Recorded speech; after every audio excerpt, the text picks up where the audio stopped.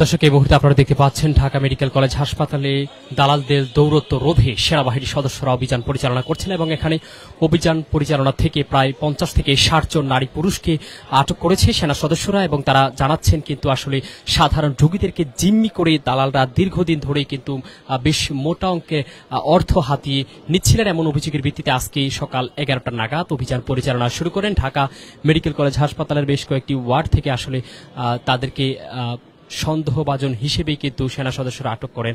সেটি কিন্তু আপনারা দেখতে পাচ্ছেন এই মুহূর্তে সরাসরি আমি জবাবদিহি ফেসবুক লাইভে যুক্ত করেছি আপনাদেরকে এবং দেখতে পাচ্ছেন এখান থেকে কিন্তু আসলে বেশ কয়েকজন আমরা দেখতে পাচ্ছি সেনা সদস্যরা এখানে তাদেরকে জিজ্ঞাসাবাদ চালাচ্ছেন এবং তারা দালাল এমনটি কিন্তু জানাচ্ছেন। দর্শক, শুনছিলেন কিন্তু আসলে সাধারণ যেই রোগীরা রয়েছে চিকিৎসা নিতে আসা, তারা দেশের বিভিন্ন প্রান্ত থেকে ঠিক তাদেরকে জিম্মি করেই কিন্তু এক প্রকার দীর্ঘদিন ধরে এই কার্যক্রম চালিয়ে আসছিল দালাল চক্র। তাদেরকেই কিন্তু আটক করেছে সেনাবাহিনীর সদস্যরা। আপনারা দেখতে পাচ্ছেন আসলে তাদেরকে আটক দালালদের থেকে অর্থ, ঠিক যে অর্থগুলো আসলে সাধারণ রোগীদের কাছ থেকে হাতিয়ে নিয়েছে দালালরা, ঠিক তাদের থেকে সেই অর্থ নিয়ে কিন্তু আসলে ফিরিয়ে দিচ্ছেন সাধারণ রোগীদেরকে, সেটি আমরা দেখতে পাচ্ছি এই মুহূর্তে।